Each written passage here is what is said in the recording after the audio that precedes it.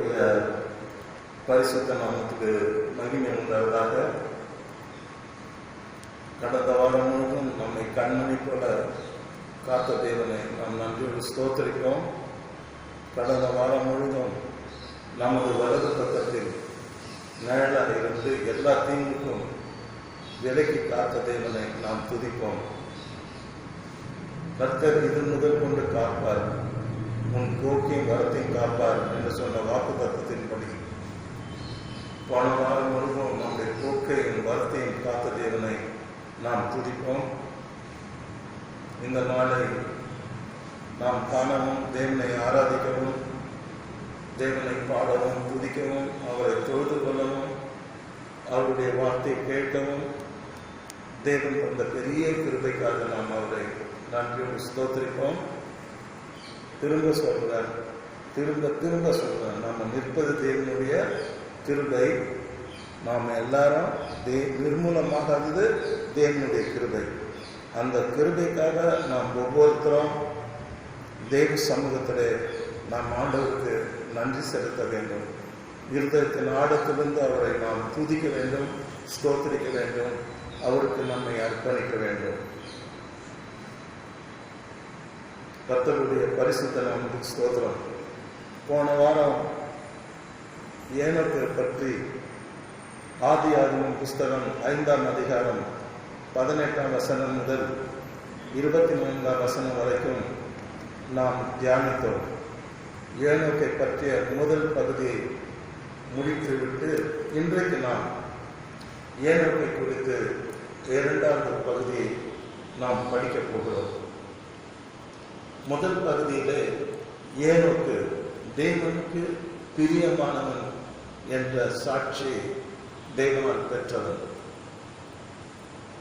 கடந்த கால உலகத்திலும், நிகழ்கால உலகத்திலும், வருங்கால உலகத்திலும், இந்த உலகம் இருக்கிற வரைக்கும் இந்த சாட்சி அவனுக்கு இருந்து கொண்டே இருக்கும்.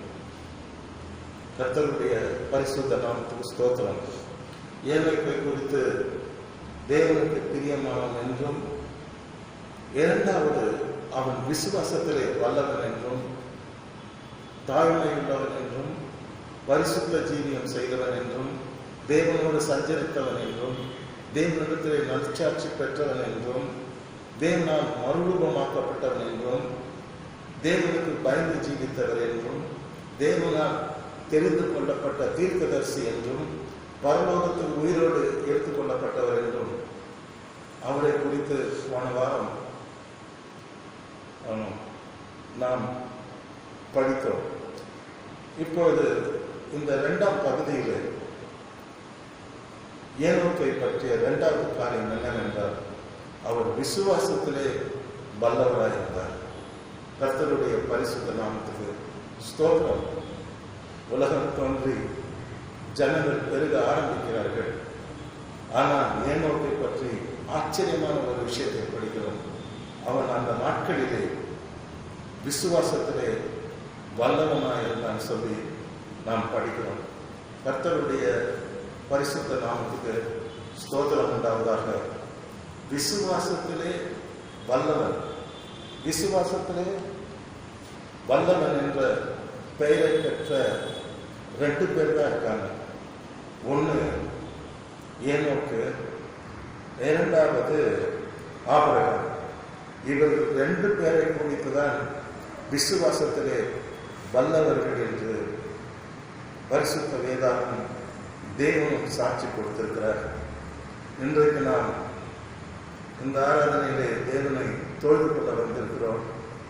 நாமும் கூட விசுவாசத்திலே வல்லவர்களாக மாற வேண்டும் என்பது தேவனுடைய விருப்பம், தேவனுடைய சித்தம், தேவனுடைய வாஞ்சை. எபிரேயருக்கு எழுதின நிருபம் 3ஆம் அதிகாரம் 12ஆம் வசனத்திலே வாசிக்கும் பொழுது, சகோதரரே, ஜீவனுள்ள தேவனை விட்டு விலகுவதற்கு ஏதுவான அவ்விசுவாசமுள்ள பொல்லாத இருதயம் உங்களில் ஒருவனுக்காவது இராதபடிக்கு நீங்கள் எச்சரிக்கையாயிருங்கள். அங்கே எபிரேயர் நிருபத்திலே ஒரு எச்சரிப்பை நமக்கு தேவன் கொடுக்கிறார். அந்த எச்சரிப்பு என்ன?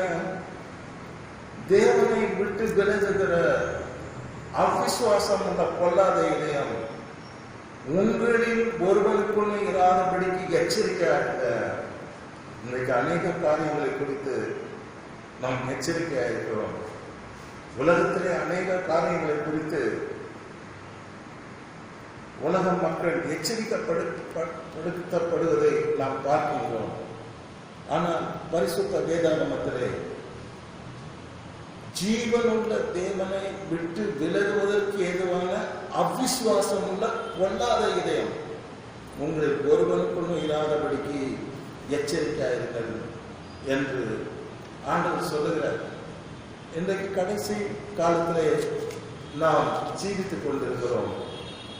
நாம் லூக்கா எழுதின சுவிசேஷம் 18ஆம் அதிகாரம் 8ஆம் வசனத்தை பார்க்கும் பொழுது, சீக்கிரத்திலே அவர்களுக்கு நியாயம் செய்வார் என்று உங்களுக்கு சொல்லுகிறேன், ஆகிலும் மனுஷகுமாரன் வரும்போது பூமியிலே விசுவாசத்தை காண்பாரோ என்றார். ஆண்டவர் இயேசு சொல்லுகிறார், பாரத்தோடு சொல்லுகிறார், கவலையோடு சொல்லுகிறார். இன்னும் சொல்ல போனால் அவர் இதயத்திலே கண்ணீரோடு சொல்லுகிறார், ஆகிலும் மனுஷகுமாரன் வரும்போது பூமியிலே விசுவாசத்தை காண்பாரோ என்றார். ஆம் அருமையானவர்களே, இங்கே எபிரேயர் நிருபத்திலே நாம் பார்க்கின்றோம், பொல்லாத இதயம் திருக்குள்ளதும் மகா கேடுள்ளதுமா இருக்கிறது என்று எரேமியா தீர்க்கதரிசி புஸ்தகத்திலே வாசிக்கிறோம். ஆனால் எபிரேயர் வந்து சொல்லுகிறார், பொல்லாத இதயம். எது பொல்லாத இதயம்? தேவனை விசுவாசிக்காத இதயம், தேவனை நம்பாத இதயம், தேவனை ஏற்றுக்கொள்ளாத இதயம், அல்லது தேவனை விட்டு பின்வாங்கி போகிற இதயம், தேவனை விட்டு தூரமாய் போகின்ற இதயம். அதுதான் அந்த பொல்லாத இதயம் என்று ஆண்டவர் அங்கே சொல்லுகிறார். அந்த பொல்லாத இதயம் இந்த நாட்களிலே நிறைய இடத்துல நாம் பார்க்கலாம். ஆண்டவர் சொல்லுகிறார், மனுஷகுமாரன் வரும்போது பூமியிலே விசுவாசத்தை காண்பாரோ. நிறைய பேர் பின்வாங்கி போயிடுவாங்க. நிறைய பேர் கர்த்தருடைய வருகைக்கு ஆயத்தம் இல்லாமல் இருந்து கைவிடப்படுவார்கள். 2 பேர் எந்திரம் அரைப்பாங்க, ஒருத்தர் எடுத்துக்கொள்ளப்படுவார், ஒருத்தர் கைவிடப்படுவார். ஏன்? அவர் கர்த்தரை விட்டு பின்வாங்குற பொல்லாத இதயம் உடையவராக இருக்கிறார். கர்த்தருடைய பரிசுத்த நாமத்துக்கு ஸ்தோத்திரம். அவிசுவாசம் எந்த உள்ளத்திலே நிறைந்திருக்கிறதோ அந்த உள்ளம் பொல்லாத இதயம் என்று வர்ணிக்கப்படுகிறது. கர்த்தரை நம்பாத இதயம் அது பொல்லாத இதயம். கர்த்தரை விட்டு பின்வாங்குகிற இதயம் பொல்லாத இதயம். அதை ஆண்டவர் வலியுறுத்துகிறார். நான் வரும்போது, மனுஷகுமாரன் வரும்போது பூமியிலே விசுவாசத்தை காண்பார்கள்.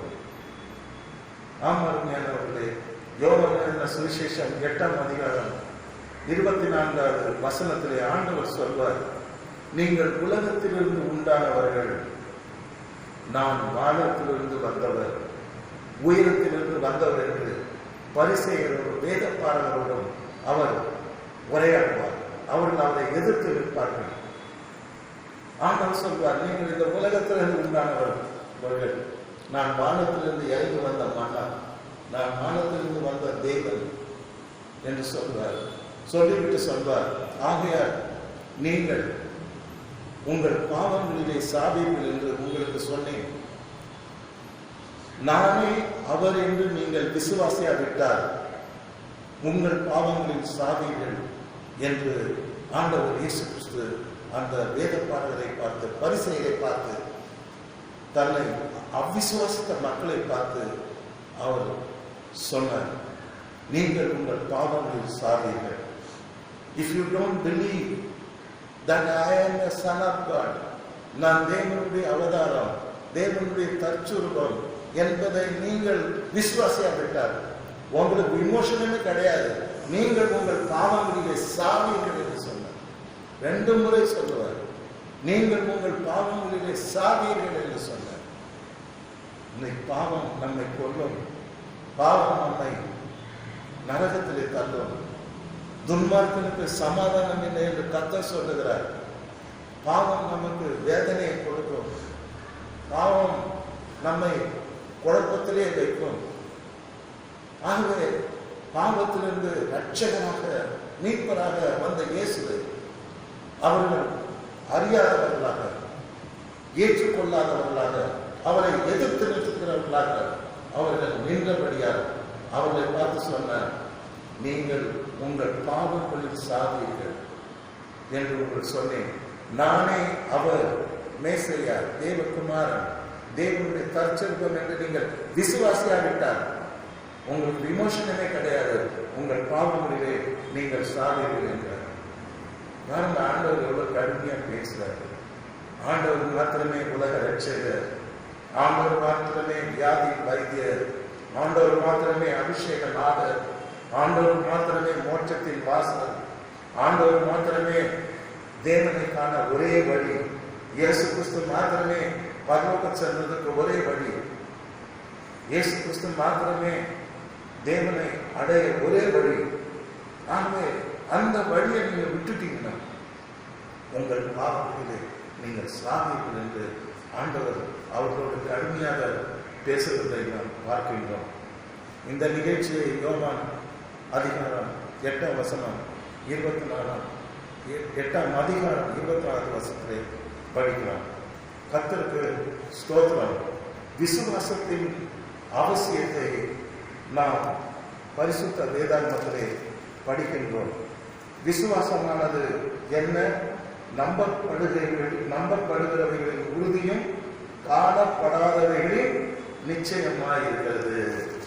கர்த்தருடைய பரிசுத்த நாமத்துக்கு ஸ்தோத்திரம் உண்டாவதாக.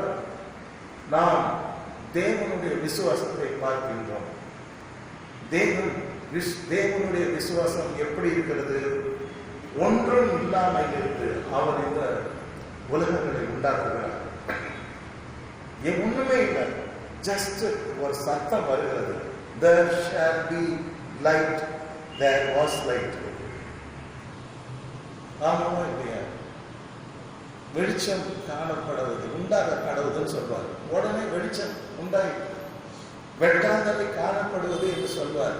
வெட்டாந்தரை காணப்பட்டது. That's what God's faith. கர்த்தருக்கும் தேவனுக்கும் கூட ஒரு பெரிய விசுவாசம் இருக்கிறது. அந்த விசுவாசம் தான் அவர் சொல்ல ஆகும், அவர் கட்டளையிட நிற்கும். ஆண்டவர் சொல்வார், வெட்டாந்தரை காணப்பட கடவுது. உடனே வெட்டாந்தரை காணப்படுகிறது. That's what God's faith. ஆண்டவர் சொல்வார், எபிரேயருக்கு எழுதின நிருபத்திலே விசுவாசத்தின் அவசியத்தை அவர் சொல்வார். இன்றைக்கு தேவனுடைய பிள்ளைகளாக நமக்கு விசுவாசம் தேவை. தேவனை நாம் விசுவாசிக்க வேண்டும். விசுவாசம் இல்லாமல் தேவனுக்கு பிரியமாக நாம் வாழ முடியாது. ஏனென்றால் தேவனிடத்தில் சேருகிறவன், தேவனை தேடுகிறவன் அவர் உண்டென்றும் அவர் தம்மை தேடுகிறவர்களுக்கு பலன் அளிக்கிறவர் என்றும் விசுவாசிக்க வேண்டும். தேவனை தேடுகிறவர் அவர் இருக்கிறார் என்று விசுவாசிக்க வேண்டும். அவரை தேடும் பொழுது பலன் அளிக்கிறார் என்று விசுவாசிக்க வேண்டும். அப்படியானால் நம்முடைய ஆவிக்குரிய வாழ்க்கையிலே விசுவாசத்தின் நிறைவு வேண்டும். விசுவாசம் தங்களை ஏற்கொள்ள வேண்டும்.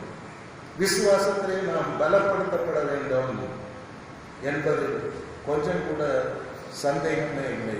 கர்த்தருடைய பரிசுத்த நாமத்துக்கு மகிமை உண்டாவதாக. கர்த்தர் நல்லவர், அவருடைய கிருபை என்றும் உள்ளது. இங்கே நாம் பார்க்கின்றோம் சங்கீதம் 27ஆம் அதிகாரம் 13ஆம் வசனம். வாசிக்கிறேன், கேளுங்கள். நானோ ஜீவனுள்ளோர் தேசத்திலே கர்த்தருடைய நன்மையை காண்பேன். இந்த உலக வாழ்க்கையில கர்த்தருடைய நன்மையை காண்பேன் என்று விசுவாசியாக இருந்தால் கெட்டு போயிருப்பேன் சொல்கிறார். I would have been perished. நானோ, யார் அந்த நானோ? தாவீது சொல்றார், நானோ ஜீவனுள்ளோர் தேசத்திலே கர்த்தருடைய நன்மையை காண்பேன் என்று விசுவாசியாக இருந்தார். நான் கெட்டு போயிருப்பேன். இதுக்கு அநேகர் கெட்டு போறதுக்கு காரணம் என்ன? கர்த்தர் எனக்கு நன்மை செய்வார் என்று விசுவாசிப்பதில்லை. கர்த்தர் என்னை ஆசீர்வதிப்பார் என்று விசுவாசிப்பதில்லை. கர்த்தரின் பாவத்தை மன்னிப்பார் என்று விசுவாசிப்பதில்லை. கர்த்தர் என்னுடைய வாழ்க்கையை மாற்றுவார் என்று விசுவாசிப்பதில்லை. கர்த்தர் என்னுடைய கணவனை மாற்றுவார் என்று விசுவாசிப்பதில்லை. கர்த்தர் என் மனைவியை மாற்றுவார் என்று விசுவாசிப்பதில்லை. கர்த்தர் என் பிள்ளையை மாற்றுவார் என்று விசுவாசிப்பதில்லை. கர்த்தர் பெரிய காரியங்களை செய்வார் என்று விசுவாசிப்பதில்லை. கர்த்தர் எனக்காக பரிந்து பேசுவார் என்று விசுவாசிப்பதில்லை. எனக்காக கர்த்தர் வழக்காடுவார் என்று விசுவாசிப்பதில்லை. கர்த்தர் எனக்காக யாவையும் செய்து முடிப்பார் என்று விசுவாசிப்பதில்லை. ஆகவே இன்றைக்கு அநேகர் கெட்டு போய் கொண்டிருக்கின்றார்கள். தாவீது சொல்றார், நான் கெட்டு போக மாட்டேன். நானோ ஜீவனுள்ள தேசத்திலே கர்த்தருடைய நன்மையை காண்பேன். நன்மையும் கிருபையை என்னை பின்தொடரும் என்று விசுவாசியாக இருந்தால் கெட்டு போயிருப்பேன். ஆனால் நான் இப்பொழுது ஆசீர்வாதமாயிருப்பேன். காரணம், இட் இஸ் மை ஃபேத். நான் தேவனை வைத்திருக்கின்ற விசுவாசம் என்று அவர் சொல்லுகிறார். கர்த்தருடைய பரிசுத்த நாமத்துக்கு மகிமை உண்டாவதாக.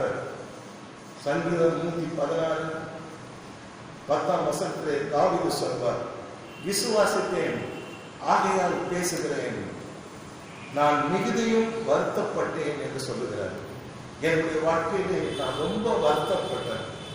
என்னுடைய வருத்தத்துக்கு அளவே கிடையாது.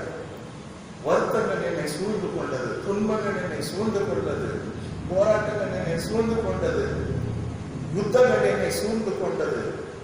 என்னை பாளையம் அவர் பெரிய பாளையமே இறங்கி என்னை அழிக்க வந்தது. அது மாத்திரமல்ல, அநேக வியாதிகள் வந்தது, அநேக பலவீனங்கள் வந்தது, அநேக கைவிடப்பட்ட நிலைமைகள் வந்தது. ஆனால் இவை எல்லாவற்றிலிருந்து தேவன் என்னை தூக்கி எடுத்தார். நான் தேவனை விசுவாசித்தேன் ஆகையால் நான் பேசுகிறேன். நாம் தேவனை விசுவாசிக்கும் பொழுது எவ்வளவு பெரிய போராட்டங்கள் வந்தாலும், எவ்வளவு பெரிய யுத்தங்கள் நம்மை வந்தாலும், எவ்வளவு பெரிய வியாதிகள் நம்மை தாக்கினாலும், இவை எல்லாவற்றிலிருந்து நம்மை தேவன் தூக்கி எடுத்தார். அப்பொழுது நாம் பேசுவோம், கர்த்தருக்கு என்று சாட்சியாக நிற்போம். விசுவாசித்தேன் ஆகையால் நான் பேசுகிறேன், நான் மிகுதியாக வருத்தப்பட்டேன், என்னுடைய எல்லா துன்பத்திலிருந்தும் தேவன் என்னை தூக்கி எடுத்தார். Because I believe you, because I put my whole trust in him. அவருக்குள்ள என்னுடைய விசுவாசத்தை, நம்பிக்கை நான் வைத்தபடியால் ஆண்டவர் என்னை கைவிடவில்லை என்று சொல்லுகிறார். கர்த்தருடைய பரிசுத்த நாமத்துக்கு மகிமை உண்டாக. இன்றைக்கு நாம் கர்த்தர் எனக்கு நன்மை செய்வார், கர்த்தர் என்னை விடுவிப்பார், கர்த்தர் என்னை தூக்கி எடுப்பார், கர்த்தர் மடமடிக்கப்பட்ட யாவையும் தாங்குகிறார், விடுகிற யாவையும் தாங்குகிறார், மடமடிக்கப்பட்ட யாவையும் தூக்கி விடுகிறார் என்பதெல்லாம் உண்மை சத்தியம். இதை நீங்கள் விசுவாசித்தீர்களானால் கர்த்தர் அதை உங்களுக்கு அப்படியே செய்வார். ஆகவே தாவீது அதையெல்லாம் விசுவாசித்தார். ஏசாயா தீர்க்கதரிசி 53ஆம் அதிகாரத்திலே அவர் சொல்வார், எங்கள் மூலமாய் கேள்விப்பட்டதை விசுவாசித்தவன் யார்? அப்படியானால் அவர் தீர்க்கதரிசனம் பெரிய தீர்க்கதரிசியா இருந்தும் கர்த்தரை பற்றி இயேசு வரப்போகிற கர்த்தராக இயேசு கிறிஸ்துவை குறித்த அநேக காரியங்களை சொல்லும்போது சொல்லுகிறார், எங்கள் மூலமாய் கேள்விப்பட்டதை விசுவாசிக்கிறவன் யார்? கர்த்தருடைய புயம் யாருக்கு வெளிப்பட்டது என்ற ஒரு கதறலோடு தன்னுடைய தீர்க்க தரிசன ஊழியத்தை ஆரம்பிக்கிறார். ஆம், இன்றைக்கு கர்த்தருடைய வார்த்தையை விசுவாசிப்பதில்லை. கர்த்தருடைய பேசும்பொழுது அதை அவர்கள் நம்புவதில்லை. அதை தான் இங்கே எழுப்புகிறார். அதை தான் ஆண்டவர் இயேசு கிறிஸ்துவும் சொல்வார், நான் சொந்தத்தின் வந்தேன், சொந்தமோ என்னை அறியவில்லை. நான் உலகங்களை உண்டாக்கினேன், உலகத்தில் வந்தேன், உலகமோ என்னை ஏற்றுக்கொள்ளவில்லை. ஆண்டவரை அன்றைக்கு இந்த யூத ஜனங்கள், ஜெபாலய தலைவர்கள், மூப்பர்கள், வேதப்பாரர்கள் பரிசேயர் எல்லாம் அவர் ஏற்றுவிடல, அவருக்கு விரோதமாக கிரியை செய்கிறார்கள். கர்த்தருடைய அதைதான் ஏசாயா தீர்க்கதரிசி சொல்லுகிறார், எங்கள் மூலமாக கேள்விப்பட்டதை விசுவாசிக்கிறவன் யார்? விசுவாசிக்க வேண்டும் என்றால் கேள்விப்பட வேண்டும். அவர் சொன்னார், கேள்விப்பட்டும் விசுவாசிக்கவில்லை. ஆனால் நாம் சொல்ல வேண்டும், கேள்விப்பட்டால் தான் ஜனங்கள் தேவனை விசுவாசிப்பார்கள். நாம் தேவனை விசுவாசிக்க வேண்டும். கர்த்தருடைய பரிசுத்த நாமத்துக்கு ஸ்தோத்திரம். ஆண்டவர் இயேசு கிறிஸ்து தன்னுடைய சீடரை பார்த்து அடிக்கடி சொல்வார், நான் சீக்கிரமா சிலுவையில் அறையப்படுவேன், மறிப்பேன், அடக்கம் பண்ணப்படுவேன், 3ஆம் நாள் உயிரோடு இருப்பேன், எழுதுவேன், பரலோக ராஜ்யத்துக்கு நான் எடுத்துக்கொள்ளப்படுவேன், மீண்டும் வருவேன். வரத்துக்குள்ள நீங்க எல்லாம் என்ன செய்யணும் எல்லாம் சொல்லும் போது சீஷர்கள் ரொம்ப கவலையாயிடுவாங்க. என்னன்னா கர்த்தர் போயிட்டாரு, போறேன்னு சொல்றாரு, நம்ம என்ன பண்றது? கர்த்தர் சிலுவையில் அறையப்படுவேங்கிறாரு, நம்ம என்ன பண்றது? 3ஆம் நாள் உயிர் தருவேங்கிறாரு, நம்ம என்ன பண்ணுவது என்று 12 சீடர்களும் திகைத்தார்கள், கலங்கினார்கள். அவர் சொன்ன உண்மை சத்தியத்தை அவர்களால் ஏற்றுக்கொள்ள முடியவில்லை. அப்பதான் ஆண்டவர் சொன்னார், உங்கள் இருதயம் கலங்காது இருப்பதாக தேவனிடத்தில் விசுவாசமாயிருங்கள், என்னிடத்திலும் விசுவாசமாயிருங்கள். ஏன் கலங்குறீங்க? நான் வரல, நான் போறது நல்லது, உங்களுக்காக ஒரு ஸ்தலத்தை நான் ஆயத்தம் பண்ணதான் பரலோக ராஜ்யத்துக்கு போறேன், எல்லாம் ரெடி பண்ணிட்டு உங்களை நான் கூட்டிட்டு போவேன். ஆகவே உங்கள் இருதயம் கலங்காது இருப்பதாக. நீங்க என்ன பண்ணணும்? தேவனிடத்துல விசுவாசமா இருக்கணும். நீங்க என்ன பண்ணணும்? என்னிடத்திலே விசுவாசமா இருக்கணும். விசுவாசம் ரொம்ப ரொம்ப இம்பார்ட்டன்ட் என்று சொல்லுகிறார். அருமையானவர்களே, உங்கள் விசுவாசமே உலகத்தை ஜெயிக்கிற ஜெயம் என்று யோவான் தன்னுடைய நிருபத்தில் எழுதுவார். தேவனால் பிறப்பதெல்லாம் உலகத்தை ஜெயிக்கும். நம்முடைய விசுவாசமே உலகத்தை ஜெயிக்கும் ஜெயம். உலகம், இந்த உலகத்தில் தான் நாம் வாழ்கிறோம். இந்த உலகத்துல நிறைய போராட்டம் இருக்குது, இந்த உலகத்துல நிறைய உபத்திரம் இருக்குது, இந்த உலகத்தில் நிறைய பாடுகள் இருக்கிறது. இதையெல்லாம் நாம் ஜெயித்து வாழ வேண்டும் ஒவ்வொரு நாளும். ஆனால் எப்படி ஜெயிக்க முடியும்? உங்கள் விசுவாசம். இதை நிறைய விசுவாசம் தான் இந்த உலகத்தையே ஜெயித்து விடலாம் என்று நிருபத்திலே யோவான் எழுதுகிறார். 1 யோவான் 5ஆம் அதிகாரம் 4ஆம் வசனம். இந்த உலகத்தை ஜெயிக்க நமக்கு தேவை விசுவாசம். நாம் இந்த உலகத்தை ஜெயிக்கும்படியாக தேவனால் தெரிந்து கொள்ளப்பட்டவர்கள். நாம் இந்த உலகத்தை ஜெயிக்க தேவனால் அழைக்கப்பட்டவர்கள். நாம் இந்த உலகத்தை ஜெயிக்க தேவனால் அபிஷேகம் பண்ணப்பட்டவர்கள். தேவனால் பரிசுத்த ஆவியின் முத்திரை போடப்பட்டவர்கள். ஆகவே தேவனால் பிறப்பதெல்லாம் உலகத்தை ஜெயிக்கும். எப்படி? நம்முடைய விசுவாசமே உலகத்தை ஜெயிக்கும். கர்த்தருடைய பரிசுத்த நாமத்துக்கு ஸ்தோத்திரம் உண்டாவதாக. கர்த்தருடைய பரிசுத்த நாமத்துக்கு ஸ்தோத்திரம். 1 பேதுரு 5ஆம் அதிகாரம் 9ஆவது வசனத்திலே பேதுரு தன்னுடைய நிருபத்திலே எழுதுவார், நாம் ஒவ்வொருவரும் விசுவாசத்திலே உறுதியாக இருக்க வேண்டும். எதுல உறுதியா இல்லைன்னாலும் பரவாயில்லை, விசுவாசத்திலே உறுதியாக இருக்க வேண்டும். இயேசு ஆண்டவர் உலகத்திலே வாழ்ந்த நாட்களிலே அனைவரை பார்த்து சொன்னார், விசுவாசத்துல உறுதியா இருங்க. அவிசுவாசப்படும் பொழுது தன்னுடைய சீடர்களை அவர் கடிந்து கொண்டார்.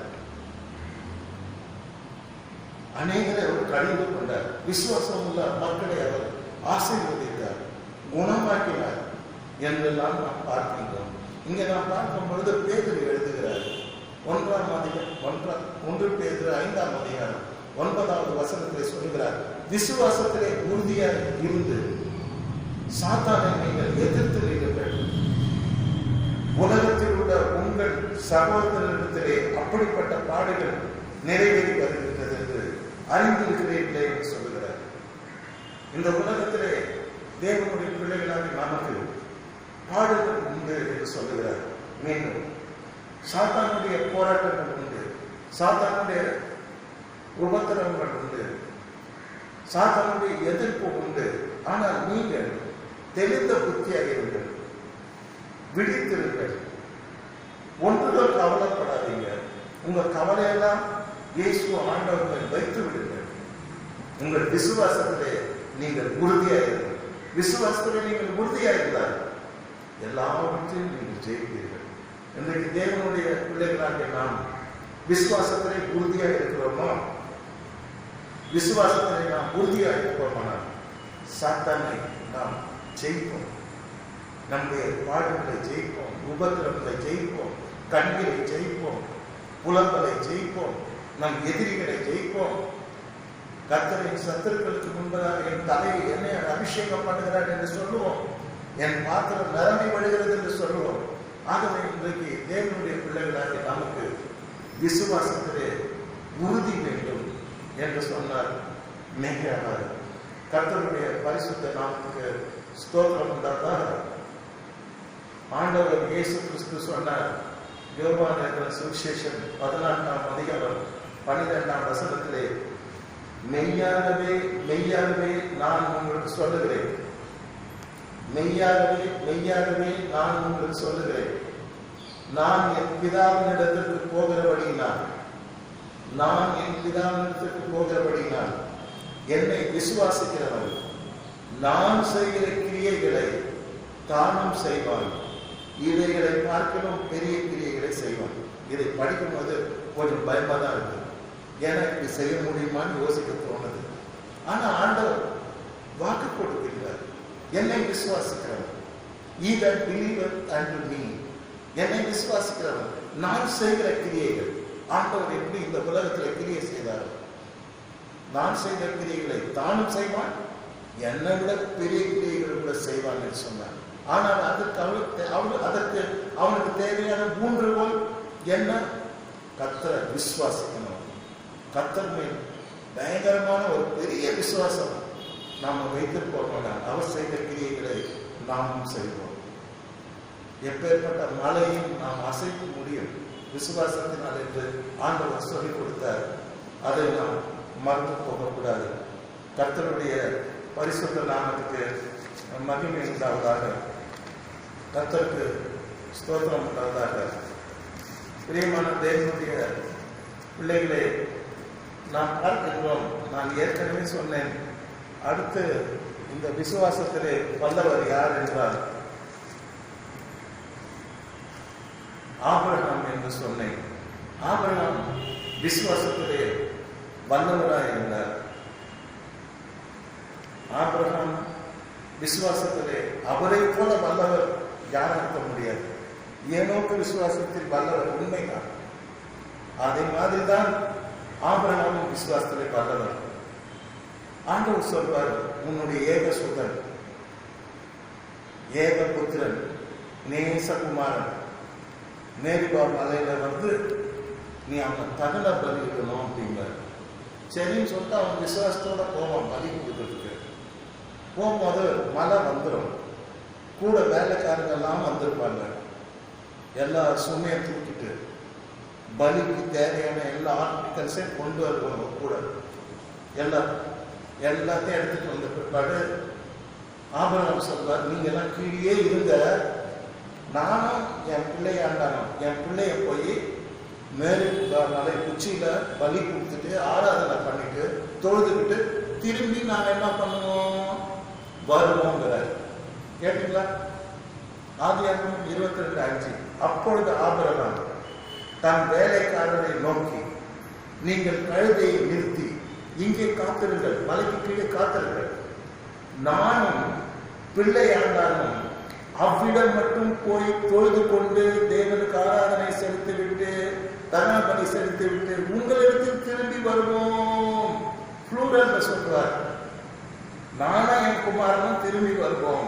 எவ்வளவு பெரிய விசுவாசம், எவ்வளவு பெரிய விசுவாசம். What a great faith, what a great faith. நாங்க திரும்பி வருவோம்.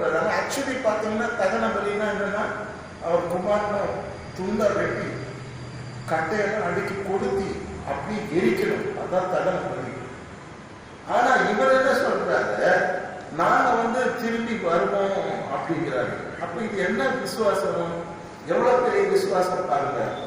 அப்படியானால் பைபிள் சொல்லுது, எபிரேயர் 11:17 படிச்சு பார்த்தீங்கன்னா, மேலும் சொல்லப்பட்டிருந்ததே, இப்படிப்பட்ட வாக்கு தத்தங்களை பெற்றவன் மரித்தோரிலிருந்து எழுப்ப தேவன் வல்லவராயிருக்கிறார் என்று விசுவாசித்து தனக்கு ஒரே பேரானவனையே பலியாக ஒப்புக் கொடுத்தான்.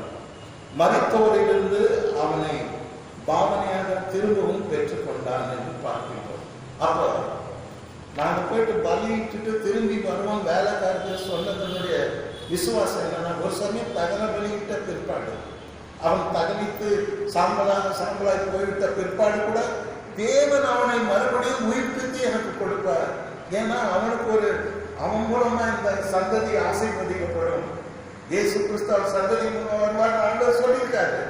ஆகவே ஒரு சமயம் பலி கொடுத்தானோ அவனை மீண்டும் உயிர்ப்பித்து தருவார் என்ற ஒரு வல்லமையான விசுவாசம் இந்த தொட்டு தான் அவன் பலி கொடுப்பான். கர்த்தருக்கு ஸ்தோத்திரம்.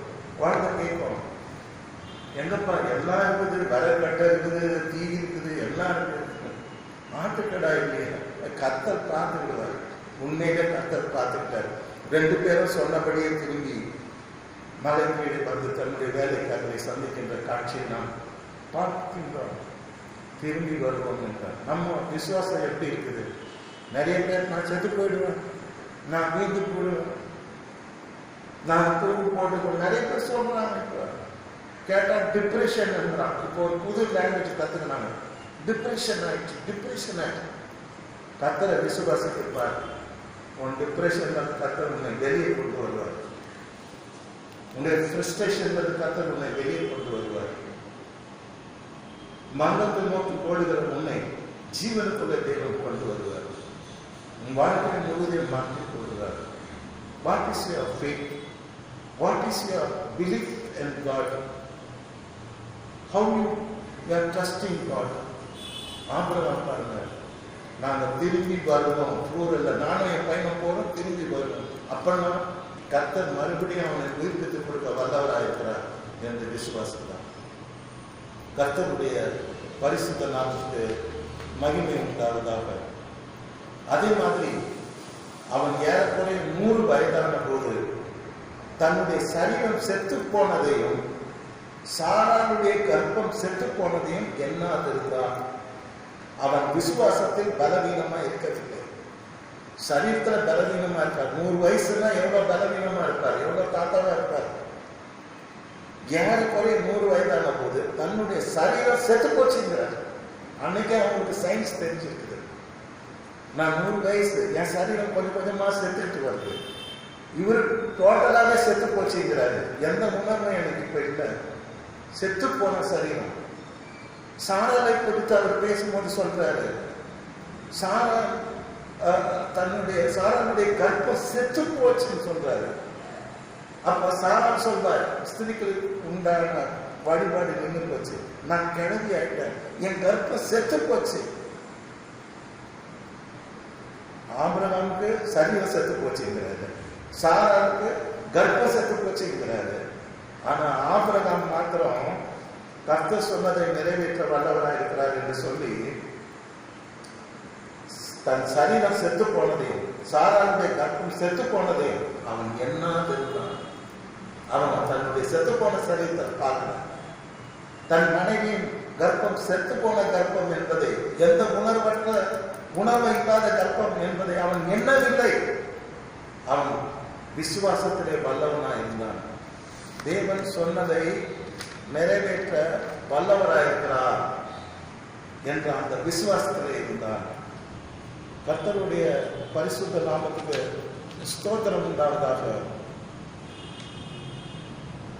அந்த காரணத்தினால் சாராள்,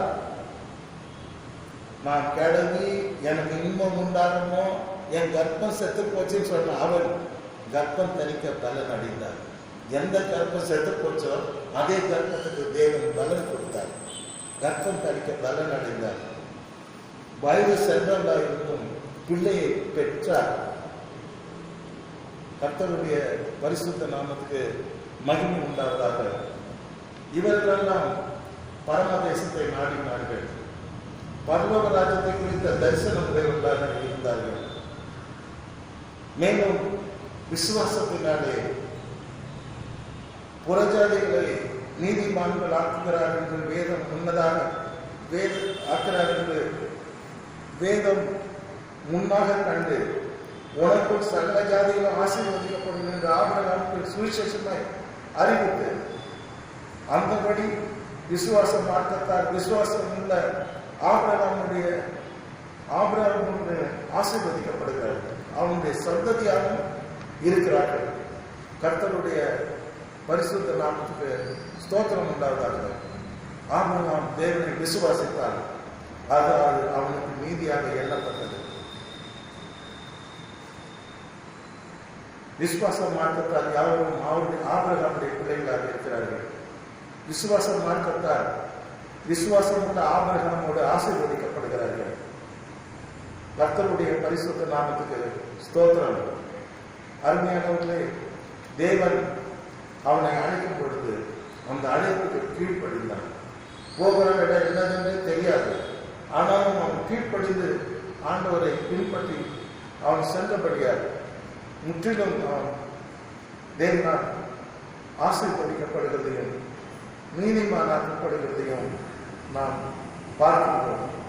விசுவாசத்தினாலே ஆபிரகாம் தான் சுதந்திரமாக பெறப்போகிற இடத்திற்கு போகும்படி அழைக்கப்பட்ட போது கீழ்ப்படிந்து அவன் போகிற இடம் என்னதென்று அறியாமல் அவன் புறப்பட்டு போனான்.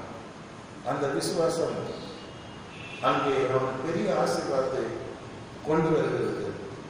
அருமையான தேவனுடைய பிள்ளைகளை நாம் இன்றைக்கு நம்முடைய விசுவாசம் எந்த அளவில் இருக்கிறது என்பதை நாம் சிந்தித்து பார்ப்போம்.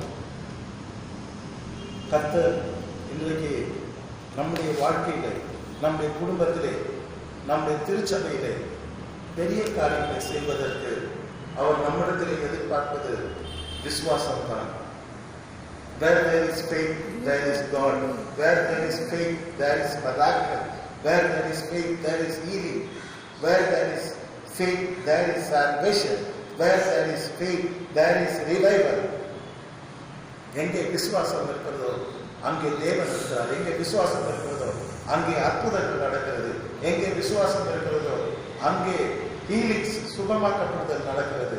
எங்கே விசுவாசம் இருக்கிறதோ தேவன் அங்கே பெரிய காரியங்களை செய்கிறார்.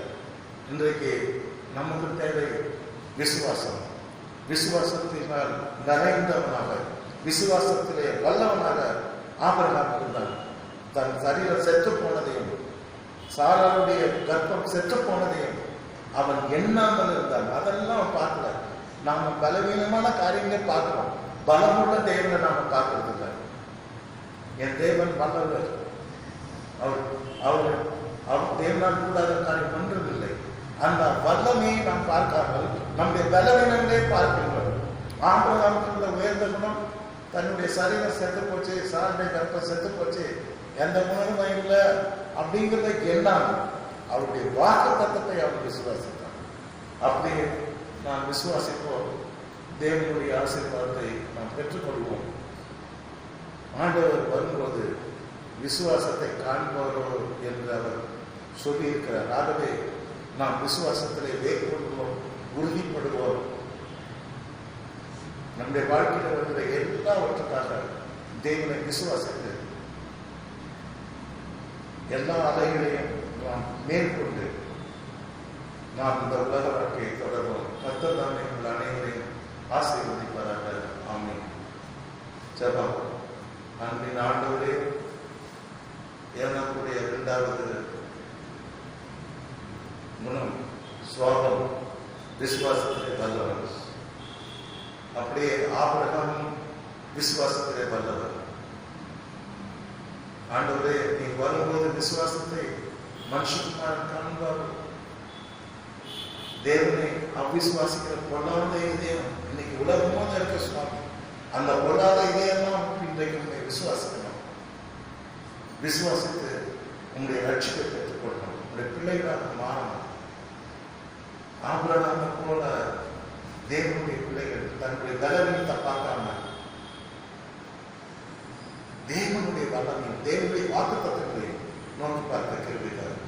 செய்தி கேட்ட அனைவரையும் ஆசீர்வதியும். இயேசுவின் நாமத்தில் ஜெபிக்கிறேன் பிதாவே, ஆமென். ஆண்டவர் இயேசுவின் கிருபை, பிதாவாகிய தேவனுடைய அன்பு, தூய ஆவியின் ஐக்கியம் நம் அனைவரோடும் விசேஷமாய் தூர தேசத்தில் இருக்கிற ஜான்சன், மீனா, ஜெசுவன், ஜோனத்தன் தங்கி இருப்பதாக. ஆமென். கர்த்தர் உங்களை ஆசீர்வதிக்கிறார். ஆமென், ஆமென்.